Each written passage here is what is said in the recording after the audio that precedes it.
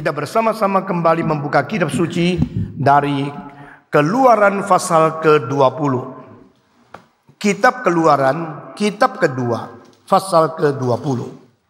Kita akan membaca bagian daripada 10 hukum yang dicantum di sini.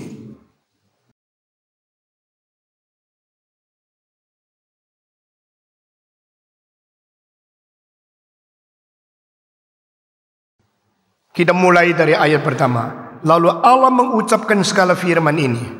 Akulah Tuhan, Allahmu, yang membawa engkau keluar dari tanah Mesir, dari tempat perbudakan. Jangan ada padamu Allah lain di hadapanku. Jangan membuat bagimu patung yang menyerupai apapun yang ada di langit di atas, atau yang ada di bumi di bawah, atau yang ada di dalam air di bawah bumi. Jangan sujud menyembah kepada atau beribadah kepadanya. Sebab aku Tuhan Allahmu adalah Allah yang cemburu, yang membalaskan kesalahan bapa kepada anak-anaknya, kepada keturunan yang ketiga dan keempat dari orang-orang yang membenci aku. Tetapi aku menunjukkan kasih setia kepada beribu-ribu orang, yaitu mereka yang mengasihi aku dan yang berpegang pada perintah-perintahku, atau terjemahan yang lebih tepat, tetapi aku menunjukkan kasih setiaku kepada beribu-ribu generasi orang-orang keturunan dari mereka yang mengasihi aku dan yang berpegang pada perintah-perintahku ini. Jangan menyebut nama Tuhan Allahmu dengan sembarangan, sebab Tuhan akan memandang bersalah orang yang menyebut namanya dengan sembarangan. Ingatlah dan kuduskanlah hari Sabat. 6 hari lamanya engkau akan bekerja dan melakukan segala pekerjaanmu. Tetapi hari ke-7 adalah hari Sabat Tuhan Allahmu. Maka jangan melakukan sesuatu pekerjaan engkau atau anakmu laki-laki, atau anakmu perempuan, atau hambamu laki-laki, atau hambamu perempuan, atau hewanmu, atau orang asing yang di tempat kediamanmu. Sebab 6 hari lamanya Tuhan menjadikan langit dan bumi, laut dan segala isinya, dan ia berhenti pada hari ke-7. Itulah sebabnya Tuhan memberkati hari Sabat dan mengkuduskannya. 12 sampai 17 kita membaca bersama-sama. Hormatilah ayahmu dan ibumu, supaya lanjut umurmu di tanah yang diberikan Tuhan Allahmu kepadamu. Jangan membunuh, jangan berzina, jangan mencuri, jangan mengucapkan saksi dusta tentang sesamamu, jangan menginginkan rumah sesamamu, jangan menginginkan istrinya, atau hambanya laki-laki, atau hambanya perempuan, atau lembunya, atau keledainya, atau apapun yang dipunyai sesamamu. Mari kita berdoa sekali lagi. Bapa di dalam surga, kami berterima kasih karena umat-Mu adalah umat yang menerima penyelesaian dosa, menerima penebusan kejahatan, menerima pelepasan jiwa, dan menerima hukum perintah-Mu. Kami bersyukur Engkau telah memanggil manusia untuk berkumpul di hadapan-Mu, untuk mendengarkan pengajaran-Mu, dan untuk mendapatkan perintah-perintah yang mengikat dan sekaligus membebaskan kami.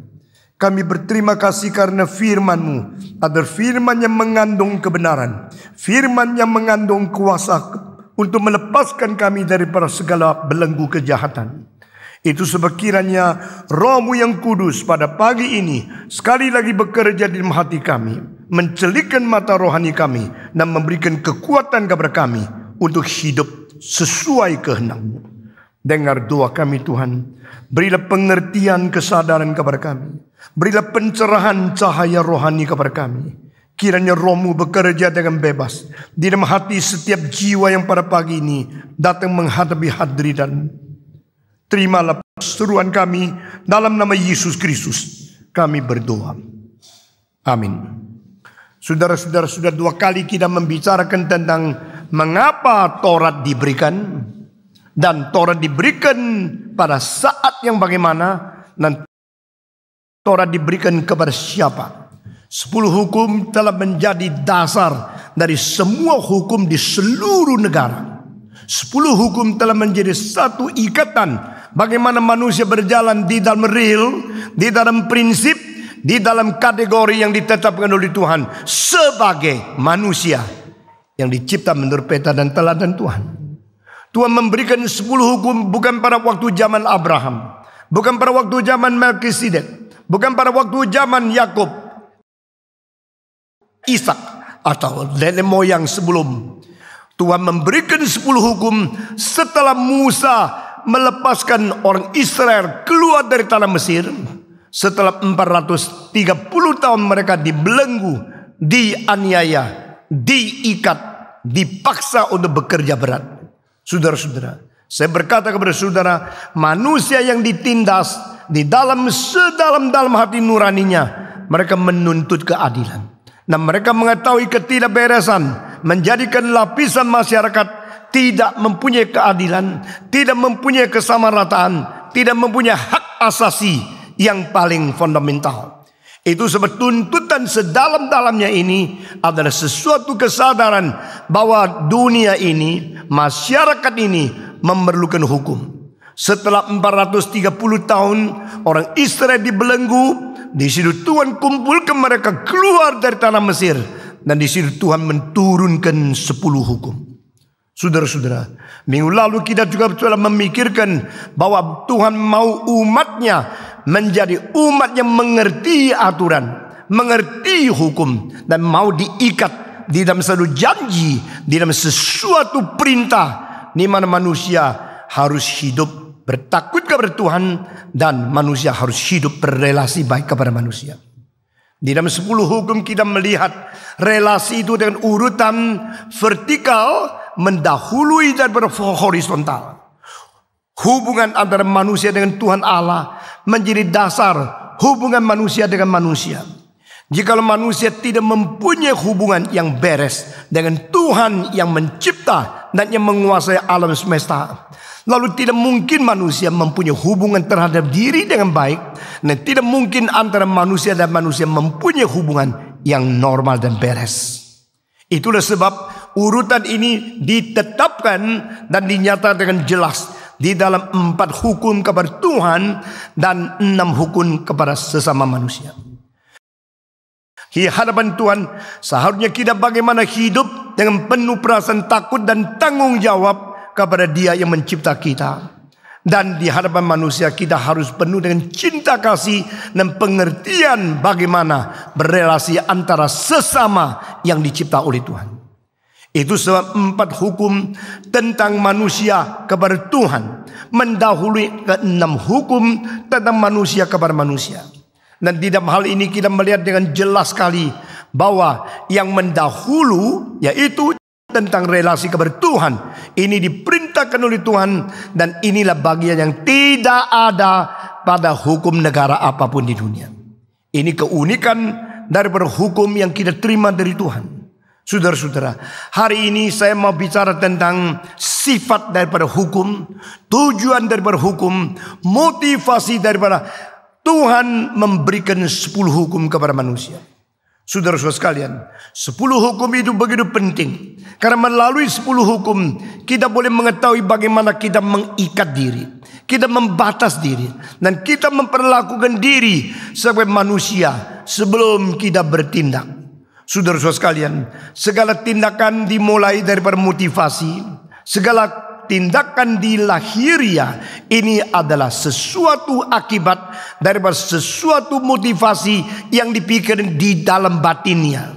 Jika batinnya itu tidak beres, maka lahiriannya dan segala tingkah laku di luar akan menjadi tidak beres. Nah, inilah adalah satu ajaran yang begitu unik di dalam etika orang Kristen.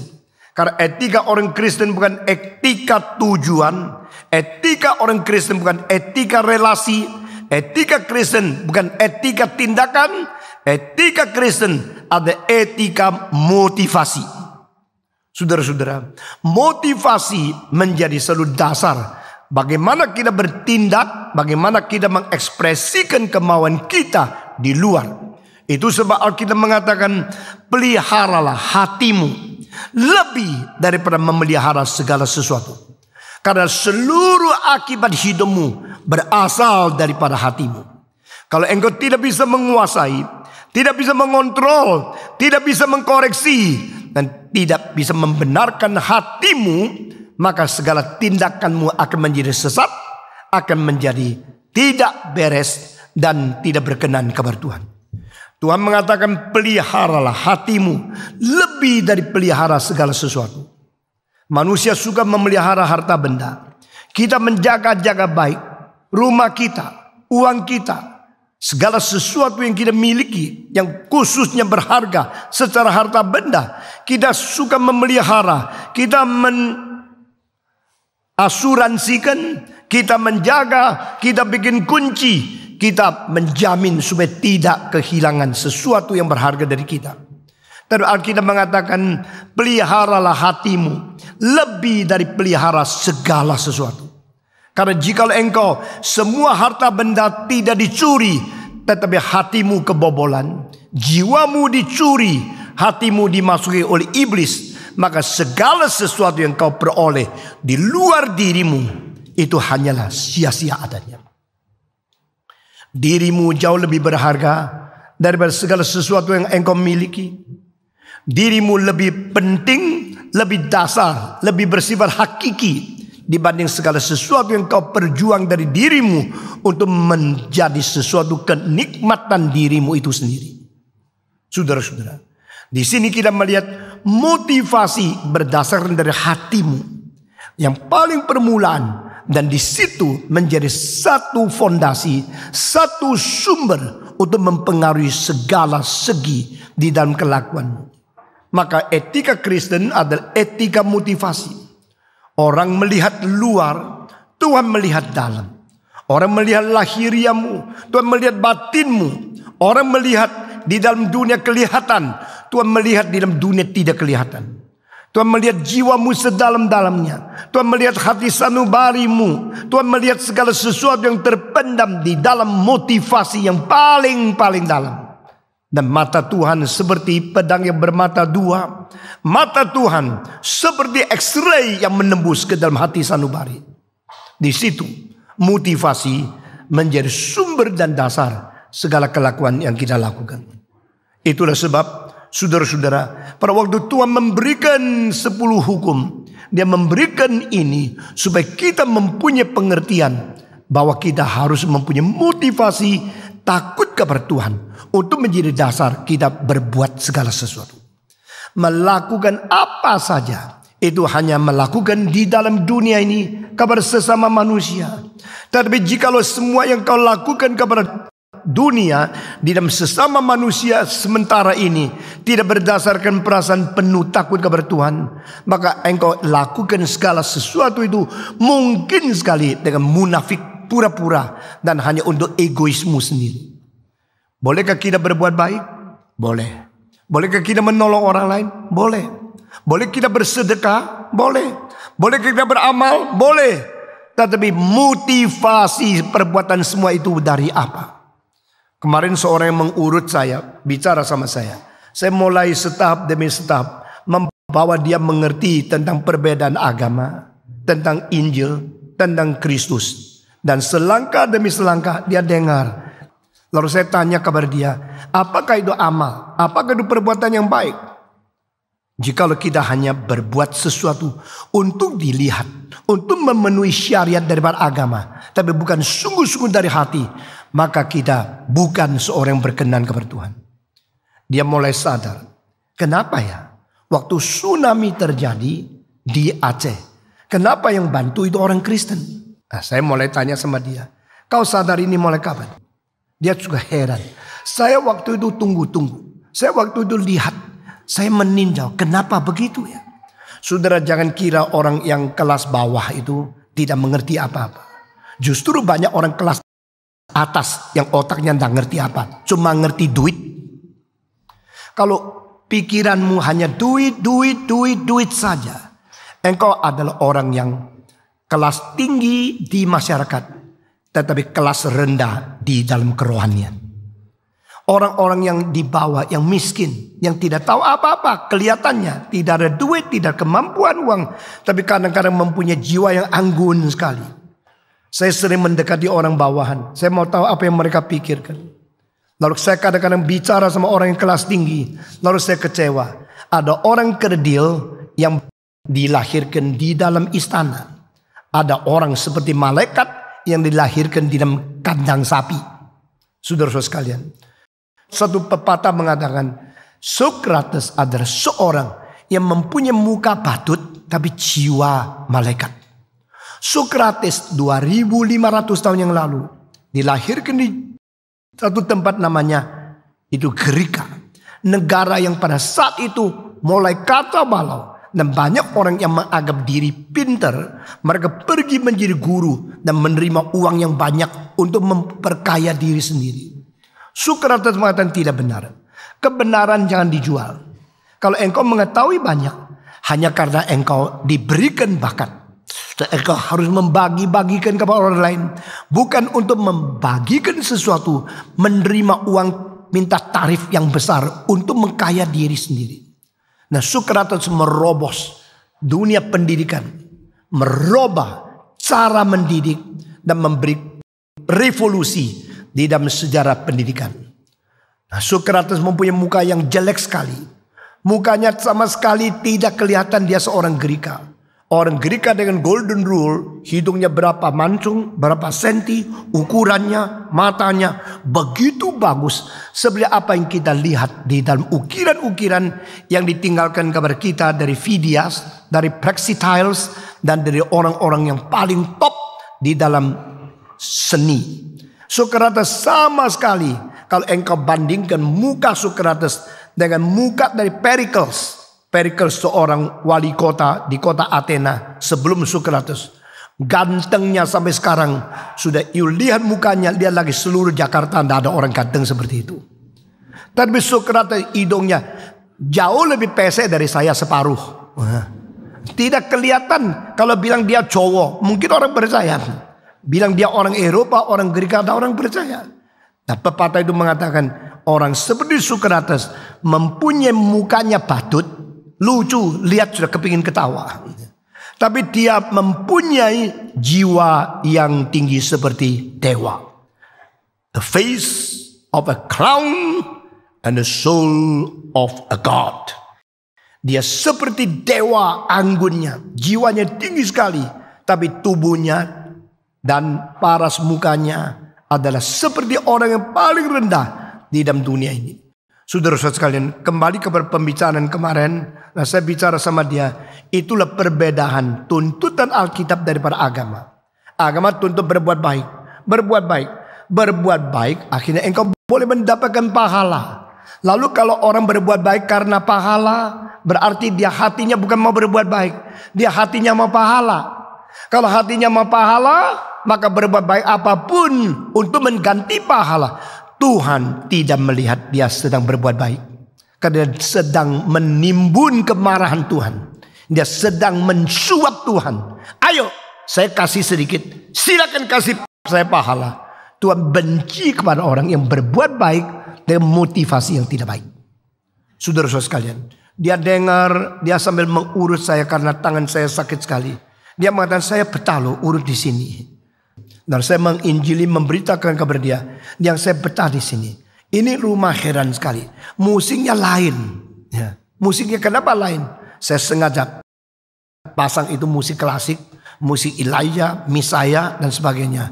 Terus dia dengar, kenapa ya? Waktu saya dengar musik di sini, hati saya itu dingin sekali. Maksudmu dingin itu apa? Saya tanya. Kalau panas bagaimana? Kalau dingin bagaimana? Itulah musik yang cudak kayak orang gila itu, saya tidak seneng. Wah, ternyata orang-orang yang sederhana ya, itu bisa dengar klasik loh. Ya. Saya kasih satu cerita yang lucu sekali ya. Di Columbia University di Amerika pada tahun 70-an pernah membuat satu eksperimen. Taruh satu kotak kayu, di dalamnya speaker kecil. Musiknya Johann Sebastian Bach. Lalu masukin satu tikus. Lalu setiap saat waktu makan dikasih sedikit makanan di situ. Tikus harus makan, dia lari. Akhirnya dia pergi nempelkan kupingnya. Kabar speaker kecil itu. Dengar Bach. Pelan-pelan 2 bulan kemudian. Dia stop menari. Habis makan langsung pergi dengar Bach. Tikus loh. Jangan lupa ini saya bilang tikus ya. Habis makan dengar Bach. Habis makan dengar Bach. Lalu eksperimen di lain tempat. Satu kotak kayu lagi. Juga satu speaker. Lalu kasih makan tikus. Sesudah itu speakernya itu rock and roll. Nah pelan-pelan. Terus tikus itu habis makan. Ya ing tahu lo kan. Nggak ada kerjaan apa. Nggak ada kawan. Nggak ada relasi. Dia dengar rock and roll. 2 bulan selesai. Kotaknya itu buang. Diganti satu kotak yang besar. Lalu di sini satu speaker rock and roll. Sini Bah. Lalu 2 tikus dimasukin. Setelah makan 2 tikus lari. Bingung kok jadi lain ya. Ini musiknya kok kontra dari sini. Ini Bah. Itu rock and roll. 2 tikus lari. Akhirnya yang dengar Bah kembali ke Bah. Yang dengar rock and roll kembali ke rock and roll. Masing-masing ada jenisnya sendiri begitu. Lalu dimasukin tikus ketiga. Tikus ketiga ini netral.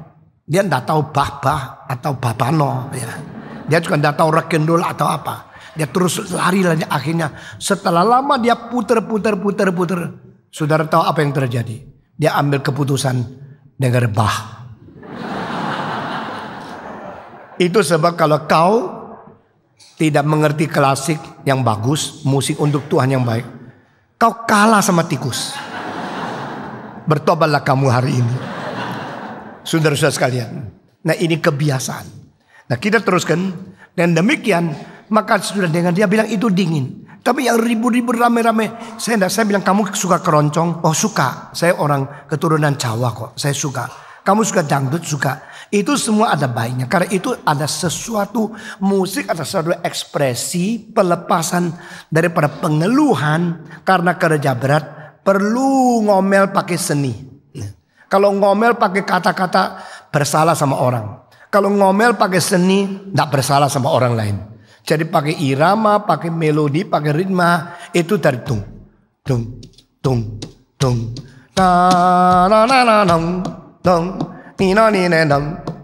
Itu bisa membuat jiwa lebih senang kan? Bisa bikin capek lebih tidak capek.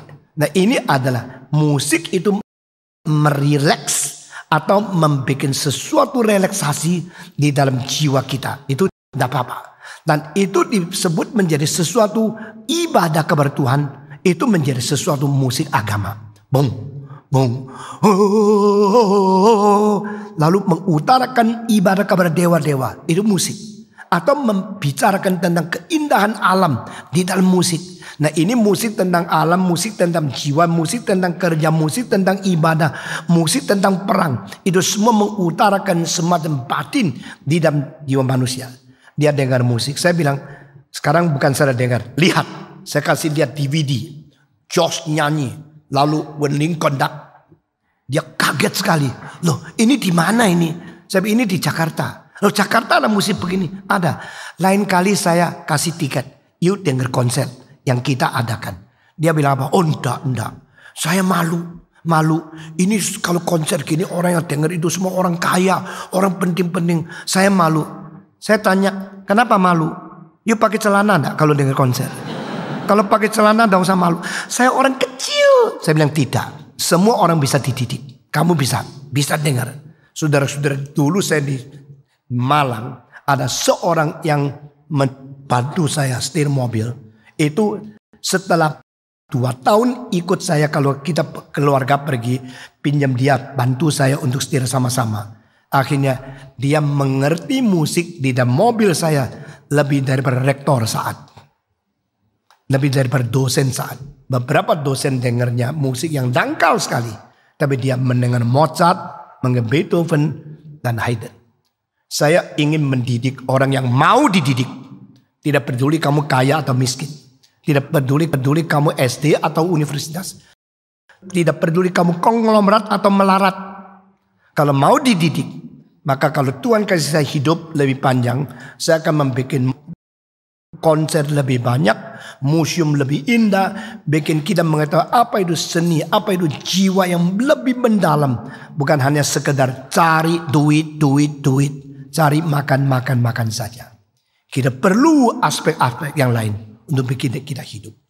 Saudara-saudara, motivasi mendahului segala kelakuan. Dan motivasi dilihat oleh Tuhan. Itu sebab kepada orang itu mengatakan, kenapa ya yang datang itu orang Amerika? Kenapa yang datang semua dari negara Kristen? Yang membantu sebanyaknya di Aceh. Saya memberitahu kepada dia, karena manusia harus hidup di hadapan Tuhan, baru menjadi dasar hidup di hadapan manusia. Dan manusia didorong oleh motivasi cinta kasih dari Tuhan untuk menolong orang lain, bukan untuk tujuan untuk mendapatkan sesuatu. Saudara-saudara sekalian, 10 hukum tidak banyak bicara tentang akibat kita berbuat baik itu apa. 10 hukum tidak menjanjikan kalau engkau berbuat baik, engkau akan dapat kekayaan, dapat harta benda, dapat upah yang besar. Sama sekali tidak. Tetapi di dalam 10 hukum hanya 1 kali mengatakan, aku akan memberkati 1000 generasi mereka yang mencintai saya. Nah saudara-saudara, di sini kita melihat tetap motivasi. Kalau engkau betul-betul mencintai Tuhan, maka Tuhan tidak akan melupakan engkau. Bahkan akan memberkati anakmu, cucumu, keturunan buyutmu terus sampai 1000 generasi. Tapi bagi mereka yang membenci saya, tetap motivasi. Saya akan menurunkan hukuman kepada 3 sampai 4 generasi. Dan lagu ini akan juga dinyanyikan oleh Josh di dalam Elijah. Dengan lagu yang luar biasa. Barang siapa yang mencintai Tuhan akan diberkati 3-4 generasi. Barang siapa yang membenci Tuhan akan dihukum 3-4 generasi. Tetapi berkat akan kuturunkan kepada 1000 generasi keturunanmu jika engkau mencintai saya. Saudara-saudara, semua ini untuk membenahi motivasi. 10 hukum adalah dari Tuhan sendiri. Sang pencipta mengetahui bagaimana dia mencipta manusia. Dia sadar manusia yang dicipta itu menurut peta teladan dia. Dan seharusnya manusia bagaimana hidup dengan sungguh-sungguh. Saudara-saudara sekalian, hidup dengan perasaan takut kepada Tuhan, ini adalah dasar dari hidup kita bisa berbuat baik kepada sesama manusia. Karena kita melakukan segala sesuatu bukan untuk dilihat oleh manusia yang sementara, tapi untuk bertanggung jawab kepada Tuhan yang tidak kelihatan. Saudara-saudara sekalian, nah mengapakah Tuhan memberikan 10 hukum? Apakah hukum berarti untuk melarang? Kalau hukum berarti melarang, maka hukum itu tidak mempunyai makna yang terlalu besar. Seorang ibu berkata kepada, tak boleh ya, tak boleh ya, tak boleh ya, tak boleh ya. Sedikit sekali anak-anak seperti ini bisa menjadi sukses. Saudara-saudara, ibu selalu menyatakan ketakutan untuk menjadi bahan pendidikan. Mendidik anak bukan untuk menyelesaikan ketakutan. Kita ada khawatir. Dan kekhawatiran itu mengandung takut. Kekhawatiran mengandung takut itu normal. Tidak salah. Seorang tua takut anaknya ketabrak mobil. Tidak salah. Takut anaknya menceret karena makan salah. Tidak salah. Takut anaknya jatuh karena memanjat pohon. Itu tidak salah. Takut. Tetapi mendidik bukan menyelesaikan ketakutanmu. Mendidik bukan untuk menyelesaikan kekhawatiranmu. Karena saya khawatir, maka saya harus mentahan dia. Membuat larangan untuk mengekang dia. Sehingga dia tidak mempunyai kebebasan. Tidak. Pendidikan bukan membuat orang terlarang. Pendidikan adalah bagaimana mendorong supaya orang itu berkembang. To develop their potential. To discover their potential. Bagaimana kita menemukan, bagaimana kita mengembangkan, bagaimana kita mendorong supaya mereka memperkembangkan potensi-potensi yang ditanam di dalam hati mereka. Saudara, engkau tidak senang musik, tidak tentu anakmu tidak senang musik. Engkau tidak mengerti akan filsafat. Tidak mengerti, anakmu tidak berotak filsafat. Saudara, jangan pakai cara dirimu untuk mendidik anak. Jangan cara batasmu untuk membatasi anak. Saudara harus mempunyai kepercayaan. Mungkin Tuhan memberikan otak yang berbeda dan jauh lebih pintar dari otak yang kumiliki kepada anakku. Sehingga aku memperkembangkan, aku mendiscover, menggali, menemukan, lalu membuat dia sadar apa yang ada pada dia. Saudara-saudara sekalian, larangan itu di dalam secara harafiah pasti ada. Jangan membunuh, jangan berzina, jangan berdusta, jangan tamak, jangan bersalah ini dan itu. Ini tercantum di sini.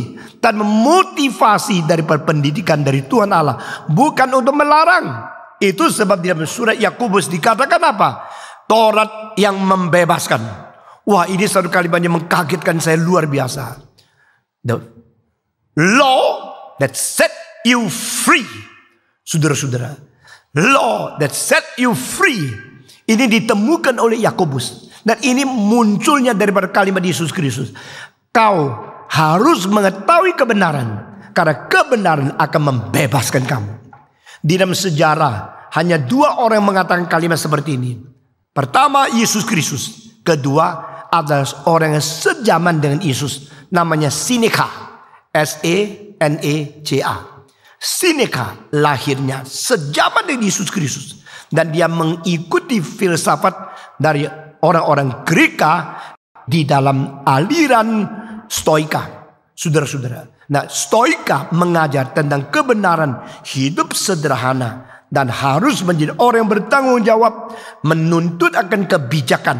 Dan di dalam kebajikan. Ini menjadi manusia yang kelas tinggi. Berbajik, berbijak. Dan melakukan segala sesuatu dengan damai. Tidak boleh berperang. Dan harus menghadapi semua pembantu. Dan semua budak. Dengan sesama manusia. Penuh dengan perasaan yang sama. Simpati dan mencintai mereka. Ini adalah Stoika. Orang-orang Stoik sulit menerima Kristus. Karena mereka menganggap mereka sudah cukup baik. Tidak usah diajar lagi orang Kristen. Dan di dalam Stoika ada beberapa filosof. Yang pertama seorang raja abad kedua. Namanya Marcus Aurelius. Yang kedua adalah seorang filosof yang namanya Seneca. Dan ketiga adalah seorang budak yang pintar luar biasa. Akhirnya dia juga menjadi seorang filsafat namanya Epictetus. Saudara-saudara, orang Stoika mengajar berbuat baik, berdamai, dan harus menganggap pria sama wanita sama rata. Jangan menindak sebagai seorang yang menindas. Jangan menindas orang perempuan. Jangan menindas budak. Jangan menindas tawanan dari peperangan. Berdamailah dengan semua orang di dalam dunia. Ini ajaran yang sangat-sangat anggun. Sangat-sangat tinggi sekali. Dan Seneca mengatakan kalimat yang sama. Dia mengatakan truth never make you rich, but truth set you free. Kebenaran tidak membuat engkau kaya, tapi kebenaran membuat engkau bebas. Kalimat Yesus Kristus yang mirip dengan ini adalah kau harus mengetahui kebenaran dan kebenaran akan membebaskan engkau. Bedanya kalimat dari Yesus Kristus dibanding dengan Seneca adalah kalimat Yesus adalah wahyu khusus dari Tuhan Allah sendiri di dalam diri inkarnasi Yesus Kristus. Seneca mendapatkan sesuatu bayang-bayangan daripada wahyu umum lalu bereaksi untuk menyetujui apa yang dia terima daripada Tuhan. Maka di sini perbedaan adalah kebenaran Seneca adalah kebenaran filsafat. Kebenaran Yesus Kristus adalah wahyu dari Tuhan Allah. Kebenaran Seneca adalah dibayang-bayang daripada manusia. Kebenaran Kristus adalah firman menjadi daging.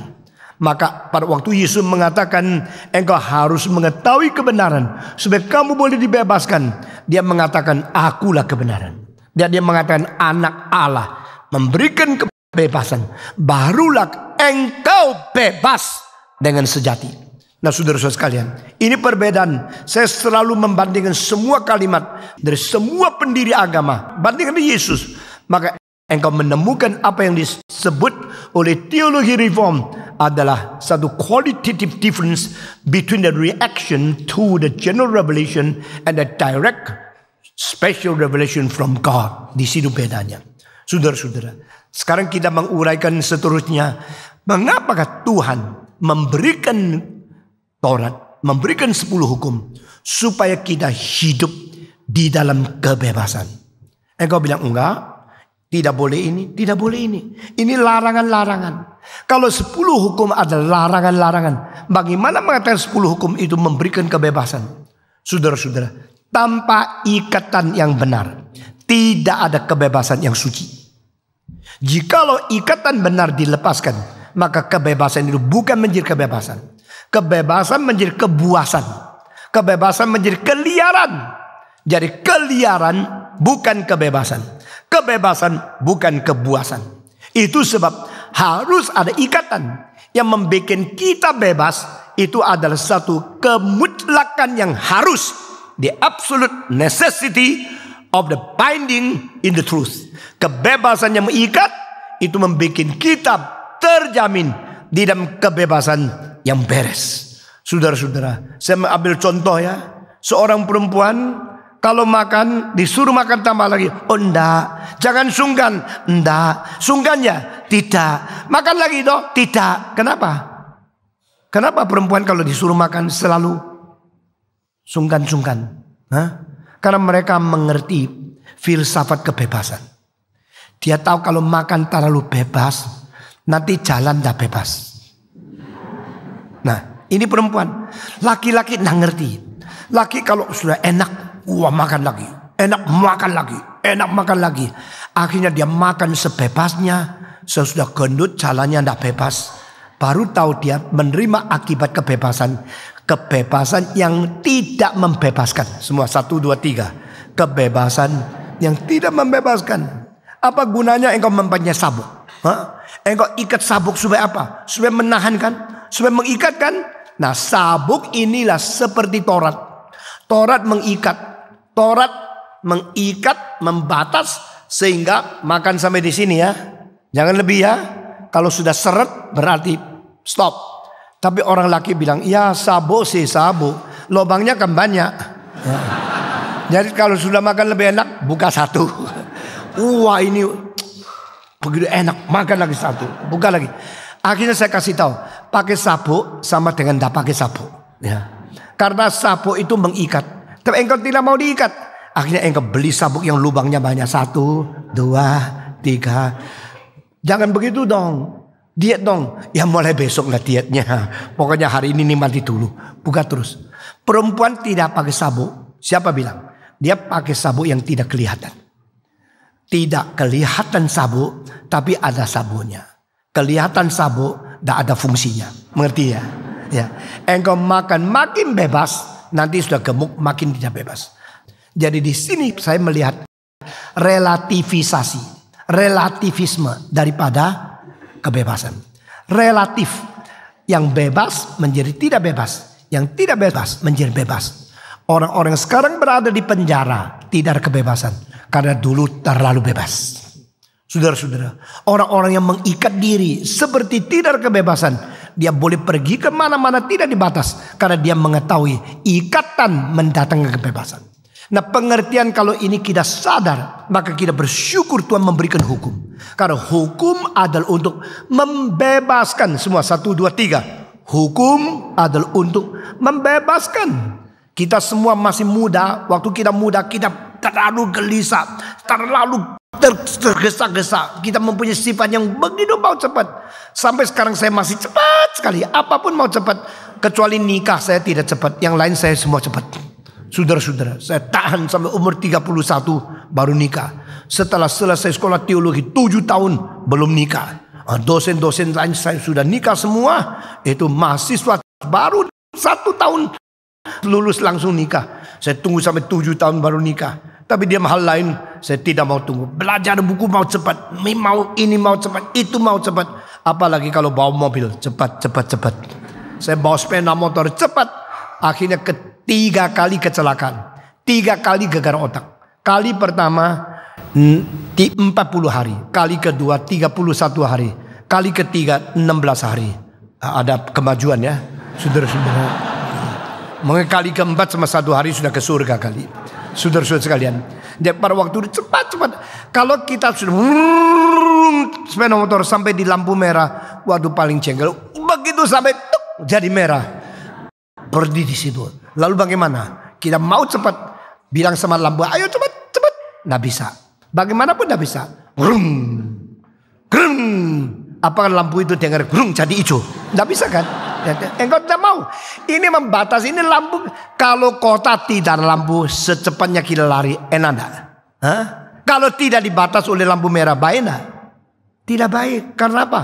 Kalau tidak ada lampu merah, engkau lebih bebas. Tapi juga lebih bebas masuk kuburan. Ya.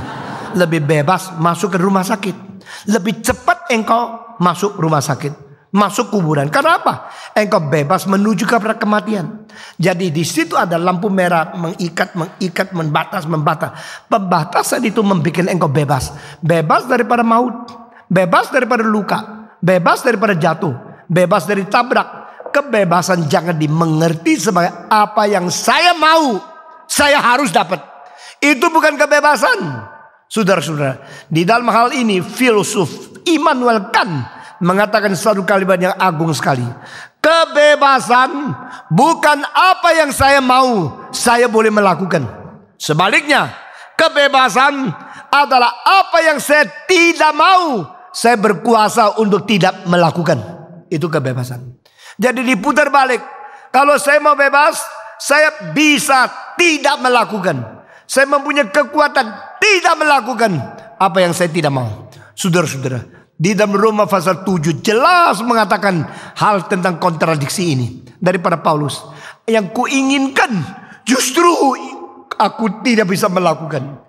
Yang kulakukan justru hal-hal yang ku tidak inginkan. Kenapa? Kenapa yang saya mau tidak terjadi?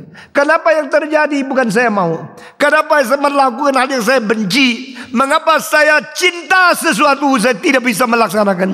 Karena apa? Karena kita sudah jatuh di dalam dosa. Karena sudah tidak ada kekuatan untuk menguasai akan kebebasan kita. Kemauan kita, nafsu kita selalu mengikuti dalil-dalil yang tidak beres. Maka Tuhan mengatakan, aku memberikan hukum untuk membebaskan kamu. Nah ini harus kita mengerti. Jangan membenci firman. Jangan membenci larangan. Jangan membenci segala peraturan. Jangan membenci segala hukum yang diberikan oleh Tuhan. Karena Tuhan berkata, hukum itu membebaskan. Hukum membebaskan. Lain dengan psikologi sekarang. Jangan pakai larangan. Biar aja. Saudara-saudara, biar aja. Itu mungkin menjadikan masyarakat menjadi lebih kacau. Saudara-saudara, sekarang dunia sudah mulai tidak mau hukum, tidak mau larangan. Biar aja. Kalau mau homoseks, silakan. Mau lesbian, silakan. Mau berzina, silakan. Ini hak asasi manusia. Saudara-saudara, hak asasi manusia harus dibatas di dalam kehormatan manusia. Hak asasi manusia harus dibatas dengan kesucian, dengan kebajikan, dengan cinta kasih, dan dengan keadilan dari Tuhan Allah. Karena Allah pun sendiri tidak mempunyai kebebasan semau dewi. Saudara-saudara, Allah tidak melakukan segala sesuatu untuk melawan sifat moral ilahinya sendiri.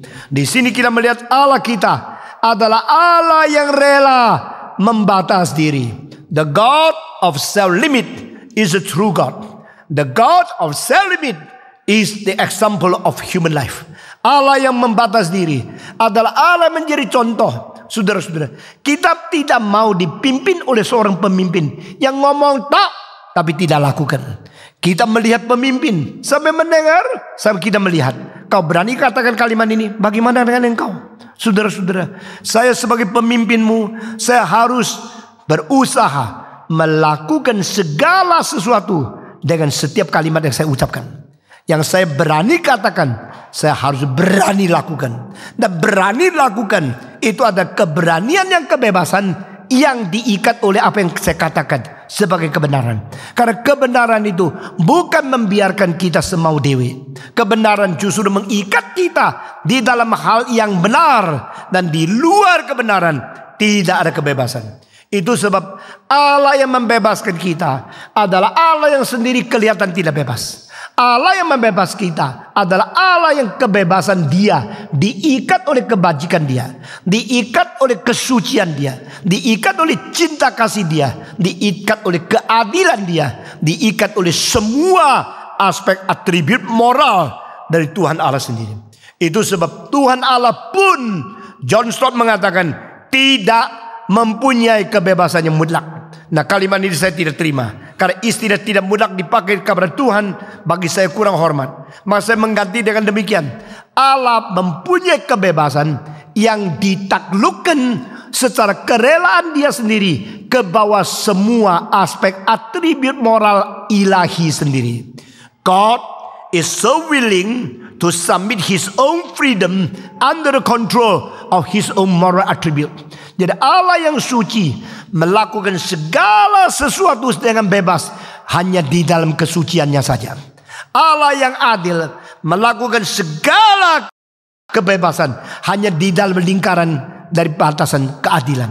Allah yang penuh dengan cinta kasih tidak pernah melakukan hal apapun di luar ikatan daripada cinta kasih. Allah yang baik tidak pernah melakukan sesuatu di luar batasan dari kebajikan. Semua yang tidak baik, semua yang tidak cinta, semua yang tidak adil, semua yang tidak suci, semua yang tidak sesuai dengan sifat ilahi di dalam atribusi moralnya, semua ditolak oleh Tuhan. Dia begitu rela membatas diri, begitu rela mengikat diri. Kebebasan Dia menjadi kebebasan yang tidak mutlak. Itulah sebab Allah berhak memberikan hukum kepada manusia. This is my commandment. Do it. Control yourself in it. Because I'm your God. Aku adalah Allah yang suci. Maka berbuatlah segala sesuatu secara suci. Karena aku yang memanggil engkau adalah Allah yang suci. Saudara-saudara, kebebasan itu tujuan. Kebebasan itu tujuan daripada memberikan Taurat. Maka kalau ditanya, mengapa Allah memberikan Taurat? Supaya manusia bebas. Loh, apa itu bebas? Bukan semau dewe, bukan semau gue. Apa itu kebebasan?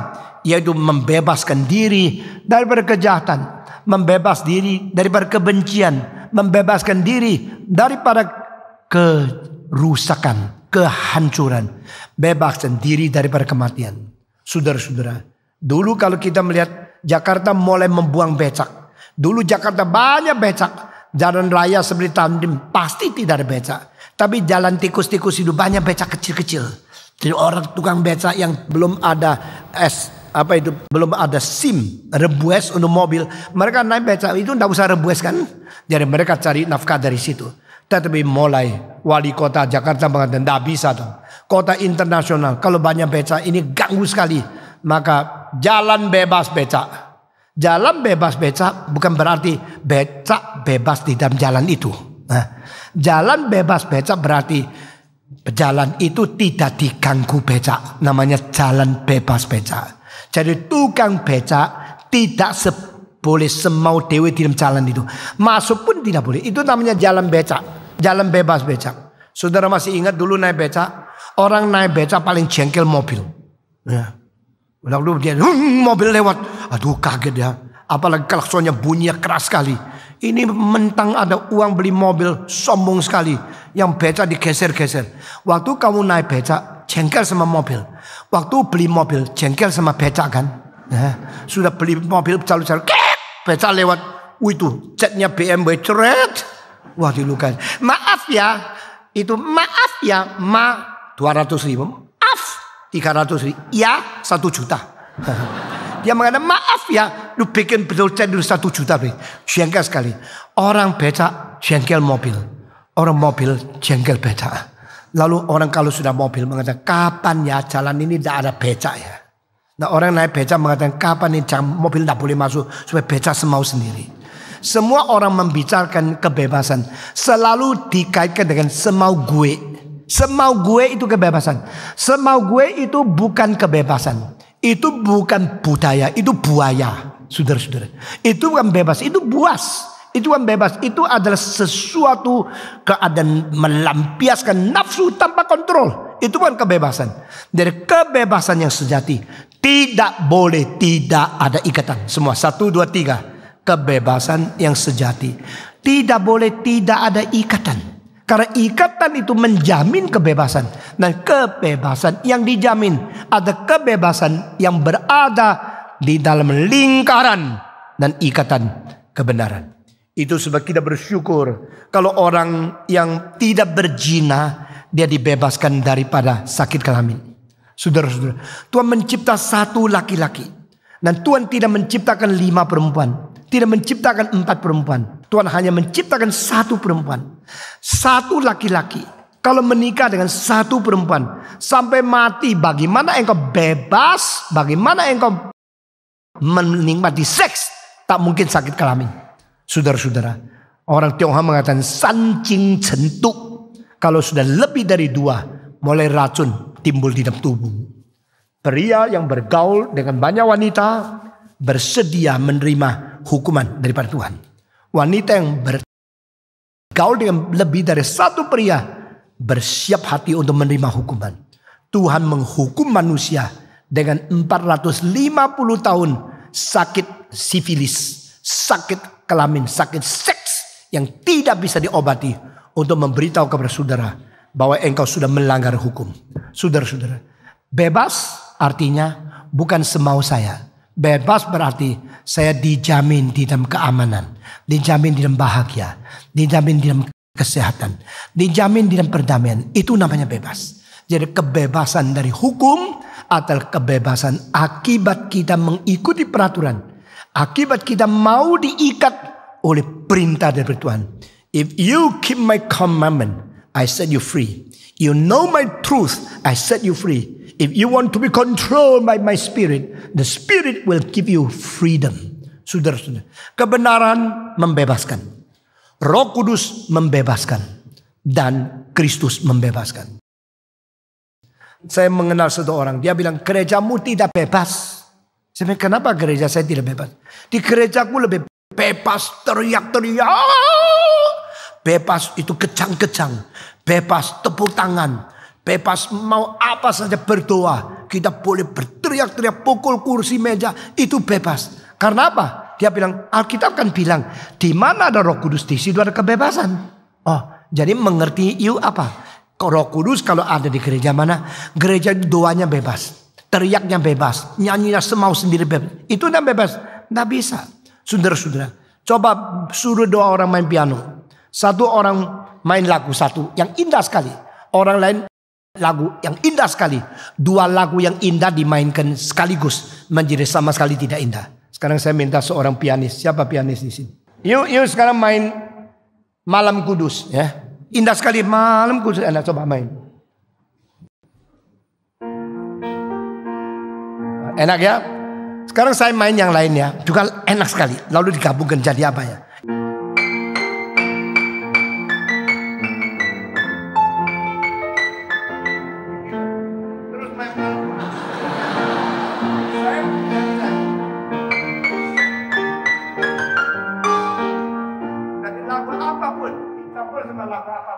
Karena kebebasan 2 orang bentur akhirnya menjadi kekacauan yang timbul. Dan saudara-saudara, keharmonisan itu berarti ada rule-nya. Kalau ini nada sama nada itu betul di dalam rule-nya, itu namanya harmonis. Nah itu rule namanya hukum. Allah memberikan hukum supaya menjaga sesuatu kebebasan kebenaran, bukan kebebasan nafsu sendiri. Kita selalu menganggap yang disebut kebebasan itu aku mau, apa yang aku mau itu kebebasan. Itu tidak benar. Kebebasan yang sesungguhnya ada kebebasan yang mengikuti cara mainnya kebenaran. Sehingga semua perintah itu disinkronisasikan.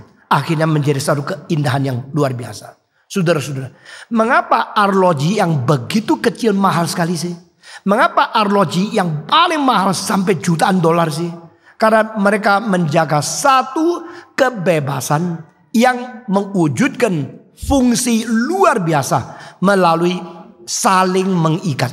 Saudara-saudara, Jirat Cinta, seorang tua sekarang sudah umur lebih 70. Dia pernah membuat satu arloji dijual 1 juta dolar. Nah arloji itu pakai 1270 lebih onderdil. Dan tidak ada satu onderdil yang tidak kait dengan onderdil lain. Kalau ini skrup yang mematikan, bikin instabil, lalu dikasih satu rubi merah untuk melicinkan jalanan daripada satu as. Dan as itu membawa satu roda gigi. Roda gigi itu kait dengan roda gigi yang lain. Di sini kalau sudah putar berapa puluh kali, situ baru truk satu kali. Maka 60 detik menjadi 1 menit. 1 menit terus menjadi 1 jam. 1 jam menjadi 12 jam. 12 kali 2, 24 jam. Baru hari tanggal itu putar. Sudah putar sampai hari tanggal Agustus ada 31. Sampai September hanya sampai 30. 31 tidak jalan. Sampai tahun depan bulan 2. Ya 28 langsung loncat ke 1. Lalu di dalam 100 tahun tidak usah diputar lagi. Dia terus jalannya sama. Sebagaimana Allah menciptakan alam semesta yang asli, Jirat cinta menciptakan alam semesta yang kecil, yang palsu. Ini kopi itu. Dan itu ada dari ide Tuhan. Ini kopi dari idenya Tuhan punya ide. Dengan demikian itu 1274 semua sinkron. Bebas tidak? Bebas karena dihalusin dengan tangan satu persatu. Giginya itu dihalusin sampai licin sekali. Sewaktu jalan memakai tenaga makin sedikit. Power reserve-nya makin kuat. Dan 1274 ada yang 1 detik berapa kali putar. Ada yang 1 tahun cuma tek 1 kali. Ada yang sampai 4 tahun baru tek 1 kali. Karena 4 tahun lunar iya baru 1 kali. Dia baru putar 1 kali. Dan roda yang besar, roda yang kecil semuanya kumpulkan di dalam satu arloji yang tebalnya tidak sampai 1 senti dan lebarnya ada 4 senti lebih. Di dalamnya 1270 lebih onderdil. Itu semua kait satu dengan lebih daripada 10.000 hari dia kerja itu selesai. Dia kerja itu lebih daripada 10.000 jam, saudara-saudara. Jadi kalau 1 hari 8 jam, berarti dia mesti kerja berapa tahun baru selesai. Akhirnya dijual $1 juta. Itu mengatakan apa? Setiap roda itu bebas bekerja, tapi tidak bebas dengan semau dewi. Saya mau begini, you mesti turun. Itu udah beres. Saya melihatnya di dalam gerakan mana saja. Kalau ada satu yang mau sendiri, tidak sinkron sama orang lain, gerakan itu mulai dirusak. Apa yang disebut kanker? Yaitu pada sebagian yang mau nonjol sendiri. Kalau di dalam paru-parumu ada sel yang terus besar, tidak peduli sebelahnya, itu namanya kanker. Dia bilang berkembang kok, saya bertumbuh kok. Pertumbuhan itu mesti stabil. Seluruh tubuh itu stabil. Lalu kalau satu yang mau sendiri besar-besar, itu namanya kanker. Kanker itu bukan berarti mati. Kanker berarti pertumbuhan yang tidak stabil. Semau sendiri itu namanya kanker. Nah Tuhan mengatakan saya memberikan Taurat, memberikan hukum. Supaya seluruh manusia itu ada sinkron antara dirimu. Dan semuanya sinkron bertanggung jawab kepada aku. Dengan demikian kepada Tuhan menjadi dasar. Lalu kepada sesama menjadi sesuatu ruji yang dari poros menuju kepada pinggiran seluruh roda yang berputar. Ini ada kebebasan kebenaran yang terkontrol. Kedua, Taurat diberikan apa? Taurat diberikan berdasarkan cinta kasih. Nah jangan kira, jangan ini, tidak boleh, dilarang ini. Ini berarti Tuhan membenci kita. Tuhan membenci lalu melarang lalu membuat kita terkekang. Bukan, Taurat justru berdasarkan kasih. Paulus berkata, kesimpulan dari segala Taurat adalah cinta kasih. Kasih itu menjadi satu kesimpulan semua. Mengapa sih Tuhan memberikan batasan ini? Mengapa Tuhan mengatakan tidak boleh ini? Mengapa tidak boleh ini? Ini semua adalah karena Tuhan mencintai kita. Jadi itu motivasi adalah cinta, tujuan adalah membebaskan, dan seluruh motivasi cinta adalah dari Tuhan kepada umat manusia. Sehingga because I love you, so I give you command. Because I love you, so I give you a restriction. Because I love you, so I constrain you. Because I love you, I give you the limit. Semua limitasi, semua ikatan, semua ini batasan berdasarkan cinta kasih. Itu sebab pada seorang tanya kepada Yesus Kristus, Tuhan coba tanya, di dalam semua Taurat yang malah yang paling penting, semua orang itu cuma mau satu saja, yang paling penting. Yang lain tidak gobres. Tuhan mengatakan semua kalau digabungkan adalah pertama paling besar, kasihilah Allahmu. dengan segenap tenagamu, dengan seluruh jiwamu, dengan sebulat hatimu, dengan seluruh kekuatanmu. Ini sifatmu, hatimu, pikiranmu. Berarti seantironya dirimu, seluruh hidupmu. Cintalah Tuhan, karena Dia adalah Allah yang esa. Kedua, cintalah sesama manusia, karena itu sama artinya dengan yang pertama. Dan demikian Kristus mengatakan kepada kita, Taurat disimpulkan menjadi dua. Pertama, cinta Allah. Kedua, cinta manusia. Jadi cinta kepada Allah dan cinta kepada manusia. Inilah dua aspek dan seluruhnya dasarkan satu istilah, yaitu cinta. Saudara-saudara, kenapa Tuhan memberikan Taurat? Karena Tuhan cinta kita. Kenapa Tuhan memberikan Taurat? Supaya kita cinta Tuhan dan cinta manusia. Sekali lagi ya. Mengapa Tuhan memberikan Taurat? Karena Tuhan mencintai kita. Memberikan Taurat untuk apa? Untuk kita mencintai Tuhan dan mencintai manusia. Semua ikut saya. 1, 2, 3. Mengapa Tuhan memberikan Taurat? Karena Tuhan mencintai kita. Memberikan Taurat supaya apa? Supaya kita mencintai Tuhan dan mencintai manusia. Nah, ini semua berdasarkan prinsip tadi untuk membebaskan kita daripada kejahatan, kerusakan, kematian, daripada kekacauan, ketidakdamaian. Maka kita diberikan batasan-batasan seperti Taurat. Dan Taurat diberikan untuk apa? Untuk kita mengetahui bagaimana mencintai Tuhan dan bagaimana mencintai sesama manusia. Saudara-saudara sekalian, mengapa Tuhan memberikan Taurat? Karena Dia mencintai kita. Sebagaimana seorang ibu mengatakan, jangan di sini, jangan di situ. Ini bahaya, ini tidak boleh.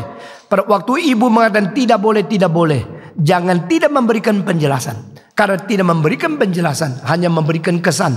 Engkau bukan mencintai dia, tapi engkau menahan, engkau mengekang, engkau membatas kebebasan dia. Karena anak kecil belum tahu apa-apa. Tapi saudara-saudara, justru karena mencintai engkau, maka aku tidak mengizinkan engkau kerjakan ini, kerja itu. Karena itu bahaya. Kadang-kadang Tuhan selalu memberikan kesulitan kepada kita, sehingga kita tidak overaction. Kita tidak melampaui batas yang ditetapkan. Karena di luar batas itu, tidak ada jaminan daripada kesehatan, tidak ada jaminan daripada keamanan. Sehingga Tuhan membatas. Saudara sekalian, kita bersyukur kepada Tuhan. Tuhan dengan cinta kasih, penuh cinta kasih, maka memberikan Taurat. Saudara-saudara, seorang dokter berkata kepada pasiennya, maaf ya, sekarang engkau tidak boleh makan gula lagi banyak. Kenapa? Sudah mulai tua, sudah engkau tidak mempunyai kekuatan untuk mencerna gula, dan gula sudah masuk ke dalam darahmu. Kalau masuk ke darahmu apa sih? Kan darah manis, enak dong. Nah, saya penuh darah manis. Tidak. Kalau darahmu terlalu manis, akhirnya akan 4 kemungkinan besar. Mata bisa buta. Orang yang sakit gula menuju ke arah matanya mulai rusak oleh kadar gula yang banyak. Kedua, ginjalnya mulai buntu. Ketiga, jantungnya. Dan keempat, engkau tidak mempunyai plasma yang cukup menghentikan pendarahan. Ini 4 hal bisa menjadikan fatal. Maka engkau mungkin sakit jantung, engkau mungkin sakit ginjal, engkau mungkin buta, engkau mungkin ini, mungkin itu.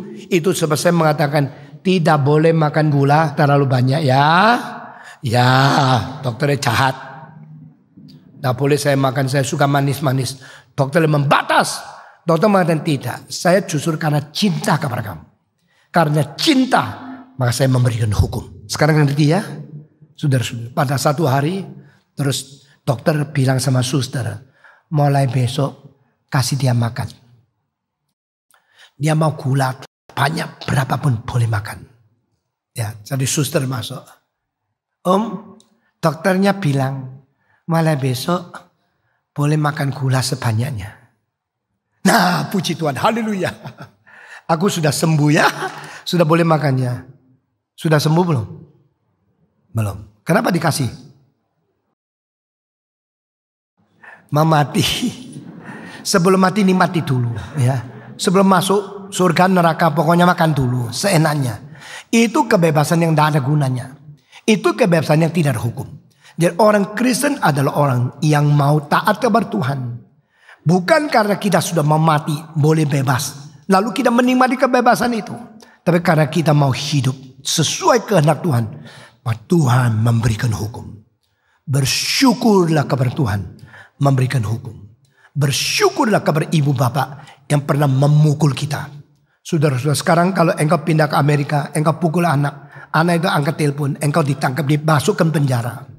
Pendidikan Amerika sudah meninggalkan perintah, meninggalkan kebenaran Alkitab, lalu memakai standar human being, standar etika manusia untuk membebaskan manusia. Ini bahaya sekali. Tuhan mengatakan, karena aku mengasihi engkau, itu sebab aku memberikan hukum kepada engkau. Lalu hukum diberikan supaya kita yang sudah mendapatkan hukum, kita akhir belajar. Semua hukum itu berdasarkan motivasi. Dan motivasi yang sejati untuk melakukan hukum adalah cinta kasih. Aku mengasihi engkau, maka aku menjaga kesucianmu. Seorang pria mengatakan, aku mencintai engkau. Itu sebab buka baju. Aku mencintai engkau. Aku juga buka. Mari kita menikmati. Belum apa-apa, belum nikah. Karena cinta, lalu bersetubuh. Sesudah itu, saudara tahu tidak? Perempuan yang terlalu gampang buka pakaian untuk laki-laki, setelah selesai kerja, dibuang. Sebelum dia mendapatkan engkau, begitu tergila-gila. Begitu teraus-aus. Begitu merasa lapar, perlu. Coba sekarang, mari kita cinta untuk menikmati. Cinta menikmati kebenaran. Bukan cinta menikmati kesalahan. Jangan lupa, kalau engkau cinta kepada Tuhan, tidak engkau melanggar perintahnya. Kalau engkau cinta kepada manusia, tidak engkau menikmati lalu merusak dia. Kalau engkau mencintai seorang wanita yang kau ingin nikahi, peliharalah dia, jagalah dia. Beri dia kebebasan untuk tidak bersetubuh. Sampai pada hari malam pertama, dia memberikan seutuhnya 100% bersih kepada kamu. Karena dia milikmu. Tidak usah gesa-gesa. Tidak usah terlalu cepat. Tidak usah semau gue. Karena semau gue itu bukan kebebasan. Itu nafsu keliaran. Tapi kebebasan harus menahan diri. Harus ada ikatan. Dan itu sebab hukum diberikan. Kenapa dikatakan hormati orang tua? Karena kasih. Kemarin dikatakan tidak boleh membunuh karena mengasihi. Mengapa dikatakan tidak boleh berzina? Karena mengasihi. Sesama manusia dicintai, dihormati. Ada orang memperkosa anak kecil, merusak sesuatu pikiran dan jiwa seumur hidup. Anak itu mungkin menjadi orang yang ketakutan seks sampai seumur hidup, tidak mungkin menikmati seks dengan suami. Anak itu mungkin menjadi seorang yang menikmati terlalu kecil. Akhirnya saben kali ketemu laki-laki ingin buka baju, ingin main seks. Saudara-saudara, engkau kalau mencintai seseorang begini? Tidak. Kalau engkau mencintai siapa saja, engkau memikirkan supaya dia baik. Saudara-saudara, setiap orang yang kita ketemu, kita mempunyai motivasi. Cinta dia secara suci, cinta dia secara adil, mengharapkan kebaikan dia. Never have any evil mind to others. Di dalam pikiranmu tak boleh ada pikiran yang jahat apapun kepada siapapun. Orang yang tidak senang kepada engkau, orang yang bersalah kepada engkau, restui, doakan supaya dia boleh menjadi lebih baik. Boleh diberkati oleh Tuhan. Dia tidak baik sama kita, itu soal dia. Itu urusan dia. Saya cara yang sama tidak baik sama dia. Saya terjerat, saya tertipu oleh iblis. I am myself, I am not him. I should do everything to be accountable to God. I should be responsible to my God. Saya bertanggung jawab kepada Tuhan. Dan demikian, menjalankan hukum perlu persiapkan hati penuh cinta kasih. Karena hukum itu diberikan Tuhan berdasarkan Tuhan mencintai manusia. Dan hukum diberikan Tuhan supaya manusia melalui hukum belajar bagaimana mencintai Tuhan, mencintai sesama manusia. Saudara-saudara, dengan demikian maka kita seumur hidup bukan melawan hukum. Orang Kristen yang mengatakan sekarang di dalam zaman anugerah juga kita sudah bukan perjanjian lama, tidak usah menjalani hukum. Tidak. Yesus berkata, Anak Manusia datang bukan mentiadakan hukum, tapi menggenapi hukum. Engkau tidak mungkin melakukan, engkau tidak mungkin menepati semua, engkau tidak mungkin menjalankan. Engkau tidak mungkin mematuhkan seluruhnya tuntutan daripada hukum, semua perintah dari Tuhan. Aku anak manusia, Son of Man, come to accomplish Oh, the law of God. Aku datang menggenapi, menyempurnakan, menyelesaikan semua tuntutan dari hukum. Inilah cinta kasih Tuhan. Tuhan memberikan hukum karena cinta. Lalu Tuhan tahu manusia tak mungkin melakukan. Tuhan mengirim Kristus untuk melakukan, menggenapi kita. Lalu kita belajar dari Roh Kudus untuk memimpin kita masuk ke dalam segala kebenaran. Holy Spirit is given in order to guide the church into all the truth. Jadi setiap perintah Tuhan kita jalankan melalui pertolongan dari Roh Kudus. Dan kita boleh menjadi orang melakukan hukum sesuai keinginan daripada Tuhan. Saudara-saudara, 3 kali introduksi, sampai di sini saya berhenti. 1 minggu lagi kita mulai hukum pertama. Lalu hukum kedua, terus menerus. Nah, kita akan selesaikan 10 hukum ini menjadi pembahasan etika orang Kristen. Mari kita berdoa.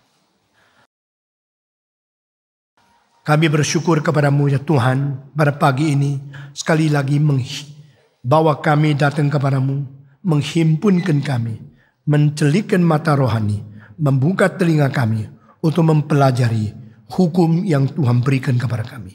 Berilah kekuatan kepada kami, beri kesadaran kepada kami, beri pengabdian dan kerelaan untuk mematuhi segala perintah Tuhan di dalam jiwa kami masing-masing. Sadarkan kami bukan menginginkan kebebasan yang tidak terkontrol.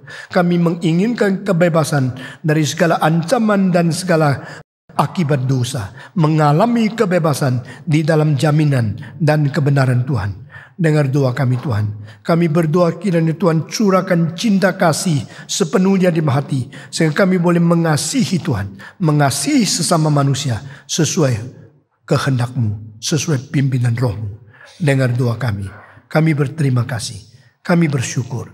Dalam nama Yesus Kristus, penebus dan juru selamat kami yang hidup. Kami sudah berdoa. Amin.